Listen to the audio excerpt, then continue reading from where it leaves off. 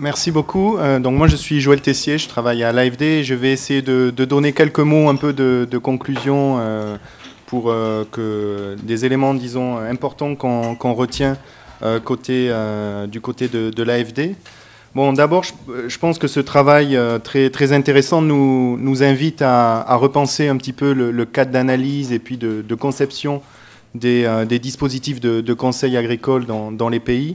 Bon, on a beaucoup insisté sur le besoin de sortir des approches standardisées ou dogmatiques et de s'intéresser, disons, à la diversité des dispositifs de conseil agricole sur le terrain, de les appuyer dans leur diversité au niveau donc des exploitations comme des organisations de producteurs, de prendre en compte les fonctions support. Ça, je pense que c'est un aspect assez nouveau et intéressant. On a bien sûr rappelé à maintes reprises que ces dispositifs de conseil s'intégraient ou devaient s'intégrer dans des orientations politiques claires. Donc ça, là-dessus, je ne vais pas insister. Valentin en a beaucoup parlé. Il ne faut pas être naïf. Disons, le conseil n'est pas neutre. Je retiens également que le conseil agricole bouge sur le terrain. Il y a un certain nombre d'expériences, disons, intéressantes qui nous ont été présentées. Donc les choses évoluent. On a beaucoup parlé notamment du rôle clé aujourd'hui des OP, de la montée en puissance des OP sur le terrain, donc à différents niveaux, que ce soit sur les aspects de gouvernance. On a beaucoup insisté sur la nécessaire concertation, nécessaire implication, disons, des OP, de la profession agricole organisée dans les dispositifs de conseil, mais aussi un rôle clé des OP dans la mise en œuvre des dispositifs du conseil sur le terrain. Donc à ce niveau-là, les choses ont beaucoup évolué ces dernières années. On a vu également des expériences intéressantes impliquant davantage le secteur privé, notamment dans la fourniture de conseils, bon, avec certaines limites, mais des perspectives toutefois intéressantes. Bon, on a vu également, je pense, à travers ces expériences, un retour, disons que se met en place sur le terrain une offre de conseil diversifiée avec des portes d'entrée différentes en fonction donc des expériences. L'importance aussi du conseil de proximité et des réseaux qui se tissent entre les conseillers et les producteurs. Et puis aussi des avancées, des nouveautés, notamment à travers les opportunités qu'offre le numérique, même si ce n'est pas la panacée, mais il y a des opportunités intéressantes qui sont offertes par le numérique. Donc les choses bougent, évoluent, mais paradoxalement, on a aussi le sentiment qu'on bute aussi sur des difficultés un peu persistantes qui ne sont pas nouvelles, notamment donc, sur les questions de gouvernance partagée, très liées avec les questions de financement dans la durée, en quantité.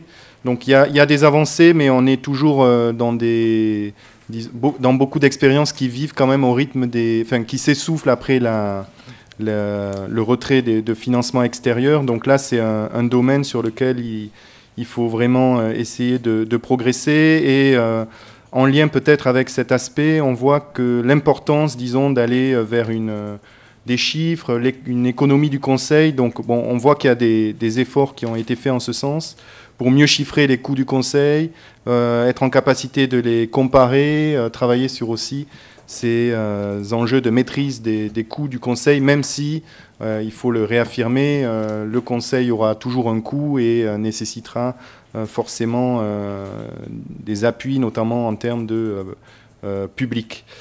Donc, toujours relié sur ces questions de financement, il y a un enjeu également qui a été soulevé sur le besoin de mieux mesurer l'impact, l'efficacité du conseil pour apprécier les effets et les changements sur le terrain, et puis aussi, nous, pouvoir convaincre un certain nombre de décideurs dans les pays de s'y intéresser et d'y investir des moyens.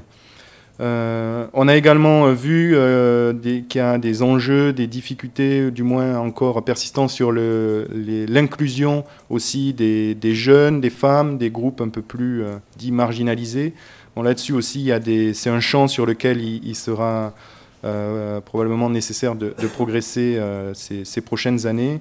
Et puis, on a vu également la nécessité, le rappel, disons, de travailler sur un conseil au service, disons, des territoires, des acteurs de ces territoires, et donc de travailler aussi dans des perspectives d'intensification aussi durable des systèmes de production.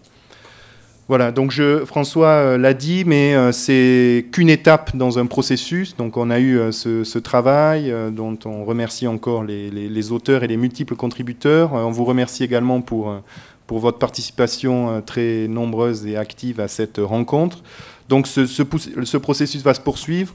On est en train de réfléchir à plusieurs formes, disons, de poursuite. Bon, à la fois valoriser déjà le travail produit, peut-être à travers des formats plus synthétiques ou des notes aussi plus méthodologiques pour nous guider, nous orienter dans les projets.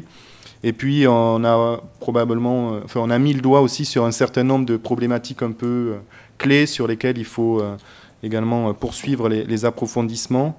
Peut-être aussi travailler sur d'autres régions, au-delà donc de l'Afrique subsaharienne, s'intéresser aux dispositifs sur d'autres régions. Voilà.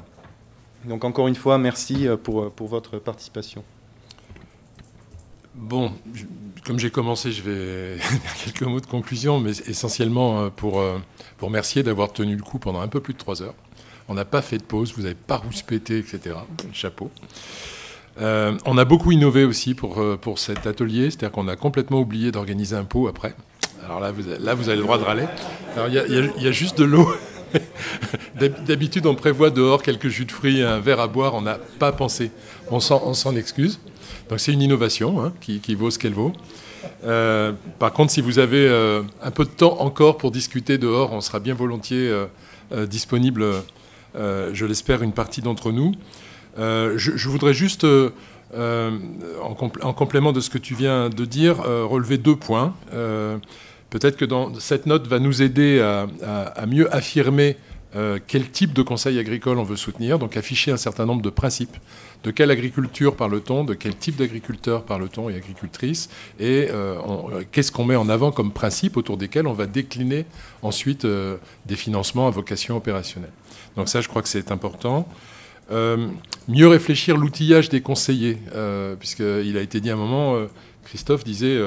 On peut se rendre compte dans beaucoup de situations que les nouvelles technologies, ce n'est pas seulement pour les producteurs, mais c'est aussi beaucoup pour les conseillers. Et ça, je crois que c'est quelque chose, en tout cas, que moi, je n'avais pas réalisé.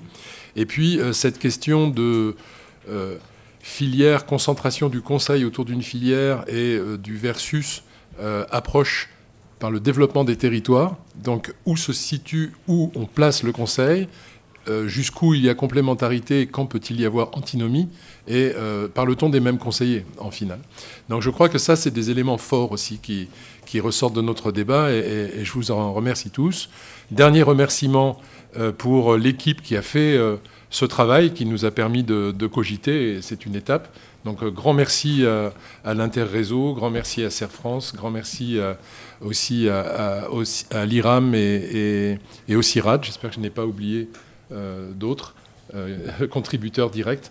Donc merci encore à vous tous, et puis on espère avoir une occasion prochaine de rediscuter avec vous de ces sujets, parce que pour nous c'est véritablement une étape, on n'a pas fait le tour. Et je vous propose d'applaudir tous ceux qui ont fait ce travail préparatoire.